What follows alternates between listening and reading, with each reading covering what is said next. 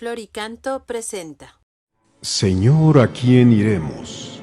Porque solo tú tienes palabras de vida eterna. Evangelio y vida. Un espacio para reflexionar y comprender la palabra de Dios. En el nombre del Padre, y del Hijo, y del Espíritu Santo. Amén. Lectura del Santo Evangelio según San Marcos. En aquel tiempo, Jesús y sus discípulos se dirigieron a los poblados de Cesarea de Filipo. Por el camino les hizo esta pregunta: ¿quién dice la gente que soy yo? Ellos le contestaron: algunos dicen que eres Juan el Bautista, otros que Elías, y otros que alguno de los profetas.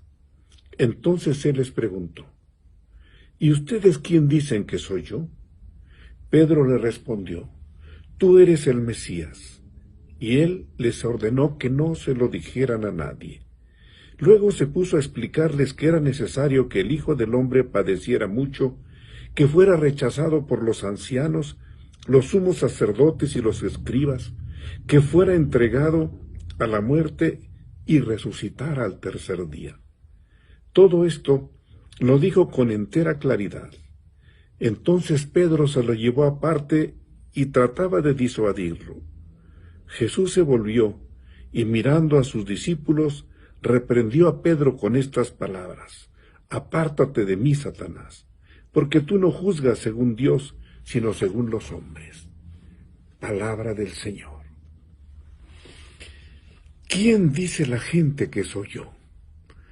Pregunta que Jesús plantea a los discípulos, y sin duda también se refiere a nosotros en el Santo Evangelio de San Marcos de este jueves 17 de febrero.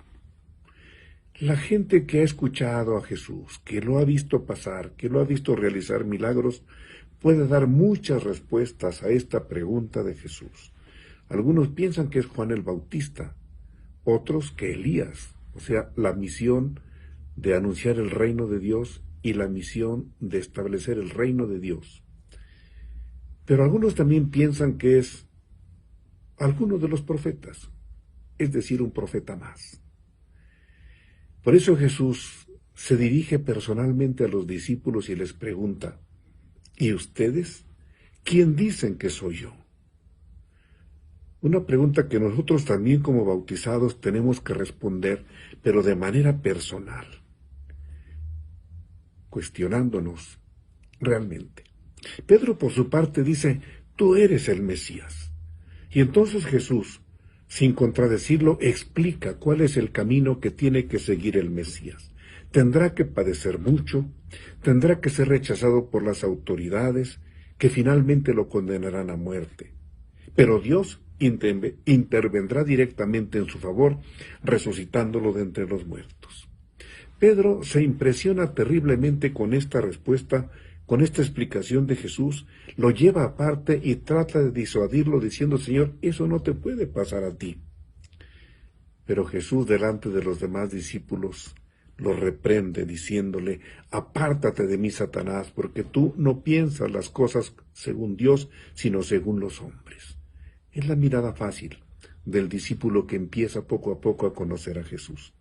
Nosotros también como discípulos creemos en Jesús como el Mesías, como el Hijo de Dios, no solamente como un profeta más, pero debemos preguntarnos con humildad si también estamos dispuestos a ser discípulos, es decir, si estamos dispuestos a seguirlo incondicionalmente, o solo lo seguimos cuando nos conviene, cuando nos resulta fácil, o a nuestro gusto, a nuestro modo. Se trata de aceptar realmente a Jesús con sus enseñanzas y con su estilo de vida. Los discípulos hoy tenemos que ser coherentes, es decir, que cuando aclamamos a Jesús también estamos dispuestos a seguir sus enseñanzas, a seguir sus caminos con todas sus consecuencias. Que el Señor nos permita reconocerlo como el Mesías, como el Salvador, pero también estar dispuestos a seguirlo de manera incondicional. Que Dios los bendiga. Nuestro corazón está inquieto hasta que descanse en ti. Te esperamos en Evangelio y vida.